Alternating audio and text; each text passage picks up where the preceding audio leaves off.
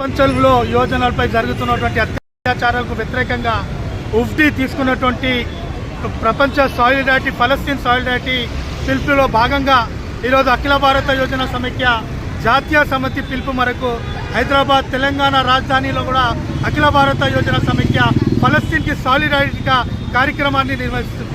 ఈరోజు అనేక సంవత్సరాల నుంచి మనం చూస్తున్నాం, ఇజ్రాయిల్ అక్రమంగా చొరబడి అక్రమంగా ఫలస్తీన్లో వచ్చి గాజా మీద అదేవిధంగా హమాస్ మీద కబ్జా చేసి ఈరోజు ఫలస్తీన్ ప్రజలపై, అమాయక ప్రజలపై, పసి పిల్లలను చూడకుండా వాళ్ళపై అత్యాచారాలు చేసి వాళ్ళను చంపేయడం జరుగుతుంది.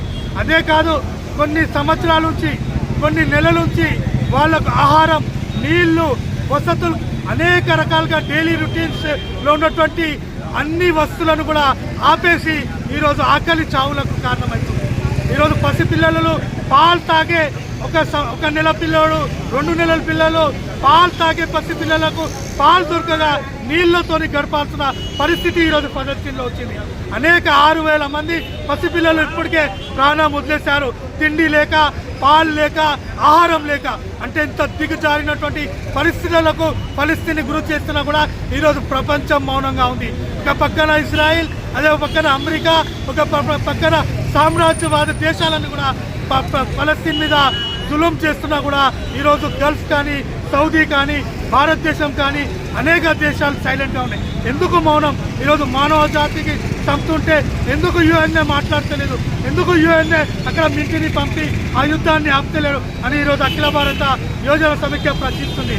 వెంటనే ఇజ్రాయెల్ ద్వారా జరుగుతున్నటువంటి దాడులను ఆపాలే.